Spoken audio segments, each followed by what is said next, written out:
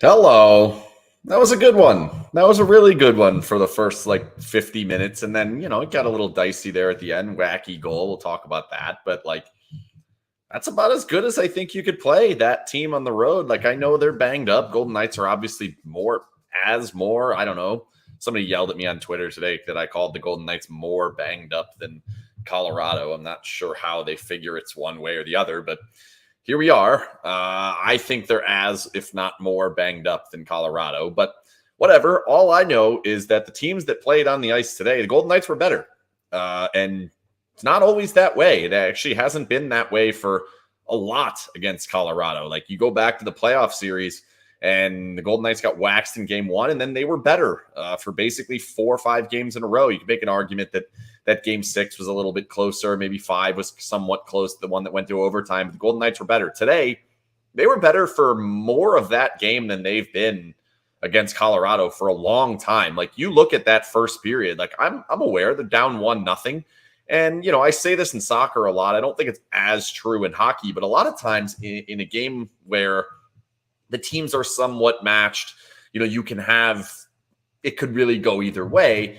Sometimes getting that first goal really quickly early on in a game kind of pushes the other team to do some things that they may not want to do or may not have been planning on doing. Wanting to do is not right, maybe not planned on doing. And you end up with a little bit more of an aggressive game. You end up with a little bit more of the plan is to attack throughout the game. Then Golden Knights tie it. They go into the second period. They play a great second period. They're all over the Avs for pretty much all of that game heading into about the last 10 minutes. And really, you get the early penalty in the third period. I do want to talk a little bit about the fourth line because I think they're going to get too much credit today than what they actually deserve, in my opinion. I don't think they were bad. They were obviously very good getting their 2 goals, but they're kind of the reason why this game was as close as it was because of that shift off the top. And I know that they get the shifts. I'll just go right into it. They get the shift off the top every single time. Pretty much every single game, the fourth line gets their shift off of the top of the game. I understand why they do it. I don't think it's been a problem all that often this season. It's been as good as bad. There's really been no issue of saying, okay, well, sometimes it's a problem. Sometimes it's really good, whatever. Historically, back when it was in the days of the Noshik, Reeves, Kolazar, Carrier, whatever, whoever else was out there, and DeBoer was doing it, they were having some issues. Every time they would do it, they would seemingly give up a dangerous chance at the beginning, and very rarely were they doing anything but possibly having a yellow puck shift in the offensive zone. That's not this fourth line. This fourth line, Carrier, Kolazar, and Waugh, they typically will get the puck into the offensive zone. They do typically find a way to get the puck in close to the goal. They do kind of put the goalie under some pressure early in the game. And then there are other days where they may lose the draw. They end up back in their own zone, but they haven't given up all that much. It's certainly not been a net negative by any stretch of the imagination. I could make the argument as a net positive. Today, puck goes down into the offensive zone, puck comes right back out, and they're unable to deal with the speed of McKinnon. That's not horribly surprising. That's not a matchup you're looking to get really ever in the game. But if you come out and make that decision to start the game, you can't have it backfire the way that it backfired. It did in this game. They then go back to it to start the third period. It was bad again. McKinnon gets going. Taves gets going through the neutral zone. They end up having to take another penalty. I know maybe it's a little soft on Carrier there, but that's 2 of the 3 shifts, 2 of the 3 periods that you're kind of giving life to the other team that I don't think they had to do, because when you really look at that game, every single line, I don't think that the Golden Knights' first line got beat up by McKinnon and co. Yes, McKinnon was good, but yes, there were times Amadio gets the goal. Stone had a number of chances. There's the Stevenson breakaway. There's other chances there. I thought it was actually fairly even, if not leaning a little bit towards the Golden Knights. The second line was fine, if not better than the other line. Even the bad line, the line of the group of players that really don't belong necessarily in the lineup, they were okay for the most part, certainly outplaying him. And then the biggest one, and maybe when you really look at how the game was won and lost, it does come down to Nick Waugh's 2 goals.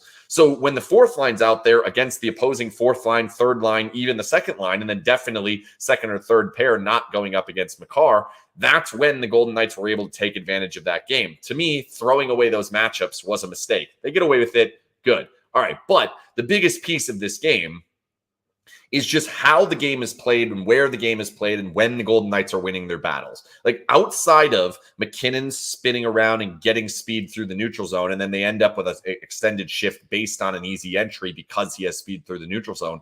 Outside of those moments, which were 3 or 4 over the course of the game, not horribly surprising, not a lot you could do about that. Outside of that, Golden Knights were good in the neutral zone. The Golden Knights were good at retrieving their dump-ins. The Golden Knights were good at exiting for the most part. There were a couple of breakdowns, see Phil Kessel. But all in all, they looked like the more put-together team. They looked like the team that was going to be able to get the puck out of their offensive zone better. They looked like the better forechecking team. They certainly looked like the more structured team through the neutral zone. Goaltending, I thought, was fairly close, if not maybe even leaning towards Georgiev. I thought the Golden Knights had the better chances over the course of the game, which again leads me to this is not normally how these games go. When the Golden Knights play the Avs, usually what they want to do is frustrate the Avalanche. That's the best way to play against them. That's not necessarily what was happening today. The Avs were dumping the puck in. They were trying to forecheck, and the Golden Knights were just beating it. They were winning stick battles along the wall. They're winning plays in the middle of the ice. They have good sticks in the neutral zone defensively. They're forcing, the gaps were good. They're forcing the puck in deep. They're doing the right things. And then across the board, basically everybody is battling their way to make every single play all over the ice. The Golden Knights seemed very engaged into that game. And that's why I thought they were as dominant as they were early in that game. And then basically all the way through until somewhere in the middle of the third period, when you have a 2-goal lead on the road against a good team, even though they're banged up, doesn't matter. They're a good team. They're the defending champions. When you have that lead, I get sitting back a little bit more. I get being a little bit more comfortable, being a little bit more patient and keeping the puck to the outside. Did fairly well at that. There were a couple of times it kind of gets jammed in around the goal, but for the most part, doing the job it's supposed to do. They're stacking up the blue line. They're forcing it in deep. And then McNabb, Pietrangelo, and really Pahal had a good game in this. And I thought Haig was pretty good in it. Going back and getting the puck out and having those exits. The 6-on-5, like how many times the Golden Knights clear the puck in the 6-on-5? That's about as good as you can do. I understand it came back in over and over and over again. Kind of reminds me of the last game where you start to run out of your gaps. You don't have as good of gaps. You have to back into the zone. It ends up leading to less forecheck. You don't see the forwards going out and challenging all the way up at the red line. Instead, they kind of have to stand in the neutral zone and kind of towards the back of the neutral zone near the blue line. And you end up getting these easy entries. But they were winning the stick battles down the stretch of the game as well. Like every single time the puck's laying out in front, the Golden Knights win the stick battle. They lost one? There wasn't a defensive stick there. The one that's on the back door that gets kind of jammed in through Thompson's pads. Not a ton you can do on that. I think it's kind of a messed up play. It's not exactly a play that they're looking to have, and it ends up in the net. Like it's a weird one, not that big a deal. Thought maybe a goalie interference challenge there might have been smart, knowing how good the penalty kill was, how bad the power play was for Colorado. Not the worst idea, but I get sitting there saying, it's 3-2. Let's not give him any life here. Let's not give him an opportunity. Let's just leave it at 3-2. Okay, I'm good with that. You might have lost the challenge anyway, so that's fine. By the way, all post-game periscopes this season are brought to you by Conlon Associates CPAs. It's officially 2023, which means your taxes are due. Yes, that is true. I was thinking about it. I actually got an email today that said my taxes are due from a company that I don't use because I use Conlon Associates CPAs. But they told me that they're accepting tax returns in 3 days, which means you can start now if you feel like getting it out in front of it. And you should go to conlercpa.com, KONDLER. Geez, let me try that again. KONDLERCPA.com.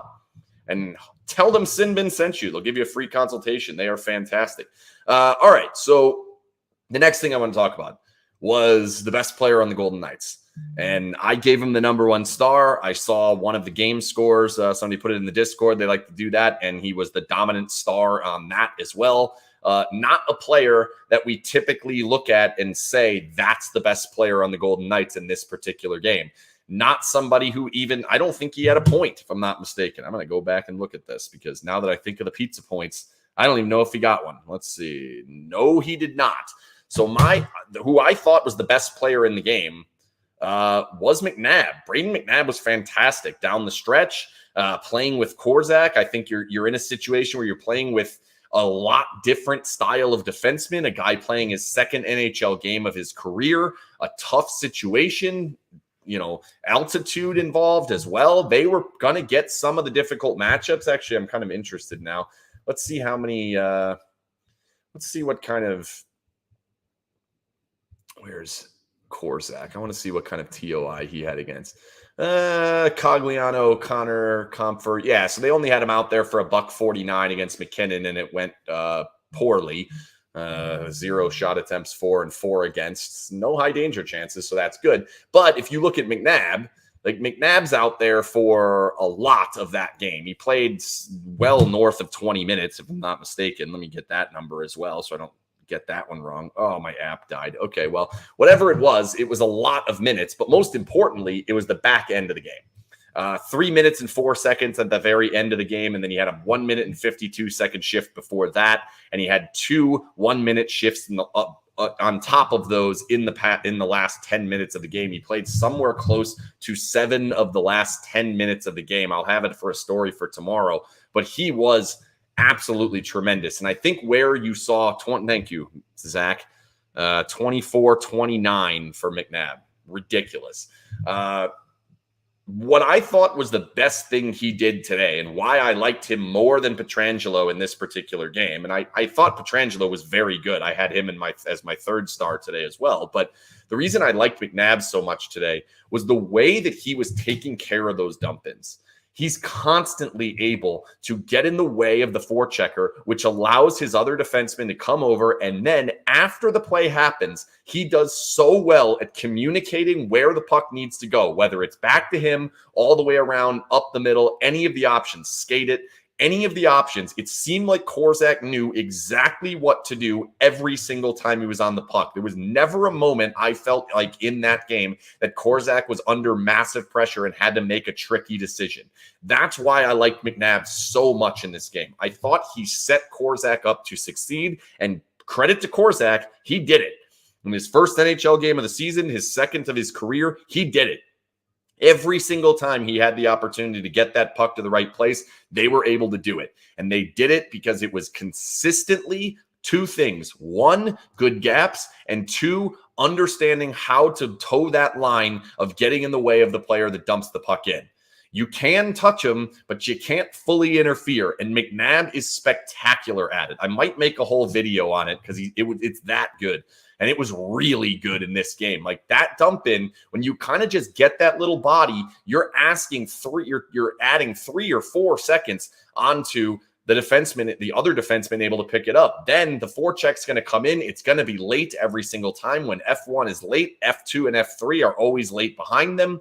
That is how you succeed in getting the puck out against a fast team, especially when you are not fast skaters yourself. McNabb and Korczak are not. That was a tremendous game. Then all of the penalty kills, they're 5 for 5 killing penalties. McNabb's out there for a huge amount of that. How much time was he out there for that? Oh, geez, like 6 minutes of penalty kill time. Ridiculous there. 4 minutes and 51 seconds of penalty kill time just against Nathan McKinnon and Mikko Rantanen. That is spectacular from Brayden McNabb. I thought that Thompson was good today, but I thought it was more the skaters in front of him than it was necessarily the goalie. He made a couple of big-time stops. The biggest stop, I don't think would have counted. I think that one was actually gloved towards the goal. So that's kind of where I go on that. As far as this question, if Korczak is serviceable, would you move Martinez? I probably would not at this moment. However, I'm starting to, it's only 1 game on Korczak, but I think Pahal's coming along too. Like you're starting to see a little bit more consistency out of him, and they're playing him in a little bit of the easier minutes. But if between the 2 of them you can have something there, then maybe you can start to look at it and say, all right, well, which way do we want to go here? I don't think Martinez has been all that good this year. I don't know that this is going to hold up. It's worked out for a couple of different games here. Obviously, it fell apart at the back end of last game. However, they're down 2 defensemen in that game, so you can't go too crazy about that. But for the most part, those 2 seem to be serviceable defensive defensemen, especially in the Cassidy system. Now, the one concern that I have on that is as we start trying to put these players into these positions, as you start having Pahal in there and Korzak in there, and then if White Cloud comes back and you're playing him instead of Miromanov, you're going to end up in situations where you don't have as many puck movers, and I think you're going to become a little bit more susceptible to a stronger forecheck than even Colorado had today. I think Colorado's forecheck is usually fairly good. It was not nearly as dangerous today. So for me, if you can continue to roll that, you're going to have to really lean into the way Cassidy wants to play and the style of defending he wants to go with. I think that will lead them to being more of a 2.5 goal per game, 2.7 goal per game, as opposed to where they've been and where they need to be in the current style of which they play, which is somewhere north of 3.2, 3.3, somewhere in that neighborhood, if they're going to win consistently. I know they're probably not going to be a 3.5 goal per game team. Like it's unlikely, but if they want to play that way with Korzak and with Pahal, even though those guys both are willing to put the puck towards the offense, towards the goal, they both skate well enough that they can do some things. I don't think over the course of their careers, you're going to see a lot of offense come through with either of them. So if you opt to go that way, you're going to have to really lean into defending, which means a little bit of a change in some different places. It's probably going to mean less fill, which might be fine. The other side was part of an interesting part of this game. So anytime they play Colorado, it starts with McKinnon. And I know Makar is the best defenseman in the league. I understand that. But for the Golden Knights, it starts with McKinnon. He's the one that pushes the defense back. He's the one that helps end up making Makar even more dangerous than he can be on his own. The Golden Knights have actually historically dealt fairly well with Cale Makar. There have been games where he's been a problem, but over the course of his career, they've dealt fairly well with him. With McKinnon, some days they get him, some days they don't. Today was a day they didn't. He was very, very good today. They did struggle at different times with what he was able to do. That is going to be interesting moving forward if we end up seeing this team again down the road. If you look at the standings, there's actually a legitimate shot that this is a first-round matchup. That's terrifying and not something I want to think about all that much, other than the fact that it would be a blast to cover another playoff matchup between these two teams.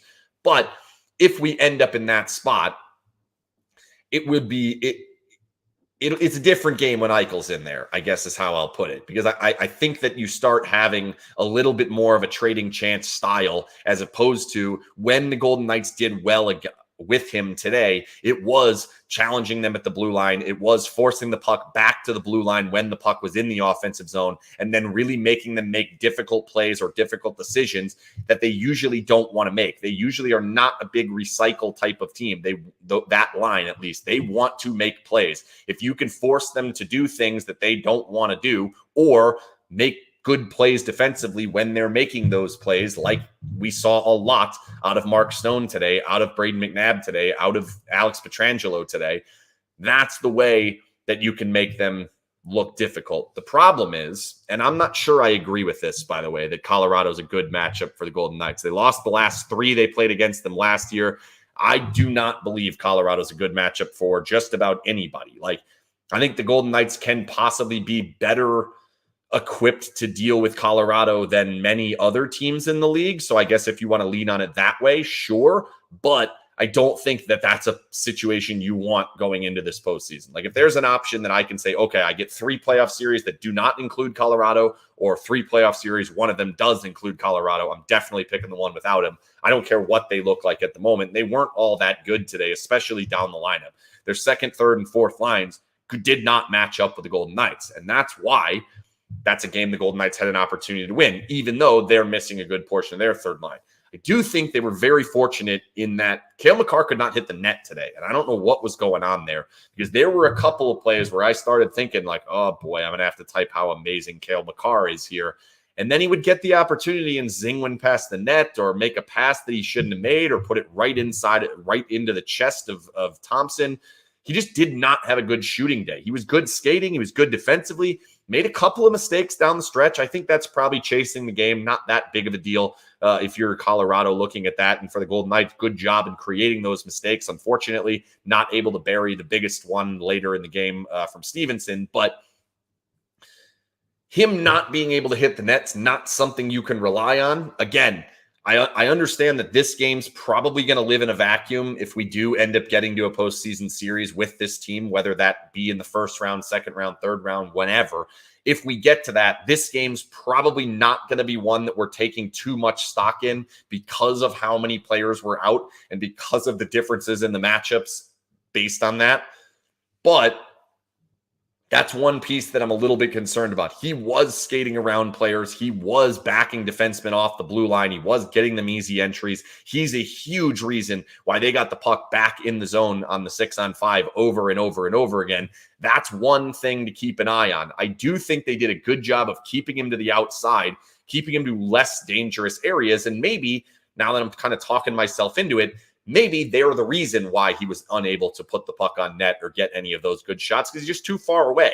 And he's a good shooter. He can do some things from out there, but if you keep him that far away, you're in a lot better shape. And Vegas was pretty good on the second shots. The one early, Lehkonen had that little tap in that they missed. There was another one on the back door that Lehkonen missed. Those are two that were dangerous. They had the two posts. So, there were some things there, but the overall course of the game, it's 18-4 at 5-on-5 and high danger scoring chances, a natural stat trick. You throw in the power plays. They had 5 power plays. It's still 22-7 in high danger scoring chances. Vegas is only 31-24 overall. So they had 17 scoring chances that were not considered high danger. That is the Cassidy system doing the job against a team that's allowing them to do it. And I thought the other 3 lines, and basically everyone but Makar, and maybe Makar even fell into it a little bit, were willing to throw pucks from a little bit further out. We're willing to not try and get all the way deep inside of the Golden Knights defense and make something happen. That leads to a little bit of an easier game for Thompson. So you look at the expected goals, 3.82 to 2.16. So Thompson ends up with a 0.16 expected goals over, or what's saved over expected. Nothing to really write home about. Georgiev ends up at 0.82, quite a bit better. I don't think one goalie was that much better than the other, but I do think the skaters were the main reason why the Golden Knights had as much success. If anybody has questions, go ahead and pop them in the comment section there. I see one on Kessel. I'll touch on that in a second. First, tell you, Conler CPA, make sure you go there. If you have any tax needs or need help with your taxes, or if you have a business and want help dealing with your books, they are fantastic in doing that. They also do all the forms. They're fantastic at doing forms. Trust me, I have to fill out a bunch of forms. And my boy Gary over at Conler CPA does a whale of a job helping me do that. So what are my thoughts on Kessel? He's not good. I think that's the simplest thought I can have on it. I definitely think he's dragging that line down. I think Carlson and Smith are doing a number of good things holding the puck in the offensive zone. He has been able to hold it, but he hasn't really been able to make that extra pass, the one that we really thought that we were going to get out of Phil Kessel, that if you could get him in the offensive zone with good players, that's where we're going to see that upside. That upside hasn't been there. And therefore, when you get the drawbacks in the defensive zone, there were a couple times he had a back-checking stick that was pretty good. But the fan that ends up leading to the Smith penalty, basically standing around for a good majority of that defensive possession. There are times, and then the penalty way away from the goal. There's a lot of things that just can't happen if you're not going to get that added benefit. I don't think he's been that good on the power play. I don't think he's been good enough offensively that I can feel all that good about. Thoughts on the Winter Classic? Yeah, I think it's great. That's awesome that Golden Knights are going to get their second outdoor game. Obviously, the last one was a bit of a disaster. The wave pool game at Tahoe, where the ice is literally a wave pool, nightmare. So I'm very happy that we have this opportunity. It is cool. It is kind of the signature event. I don't think Lake Tahoe kind of got the pub that it was that a Winter Classic does. The fact that it is not this year's that landed on the 2nd, that we're back to one that lands on the 1st, I think is great, because I do think a lot of people think of Winter Classic on the 1st, and then we're a little surprised when it wasn't there yesterday. Ends up being a Monday. I know it's a holiday, but it's weird to have hockey on at 11 o'clock. I am interested to see when they put the time. I was discussing this with one of our Winnow subscribers today, that it would make sense to want to play that at night, but with it being a Winter Classic and the fact that they probably don't want that game starting at 10 p.m. Eastern time, I would guess they put it at noon Pacific, which would put it 3 Eastern time, 2 Central.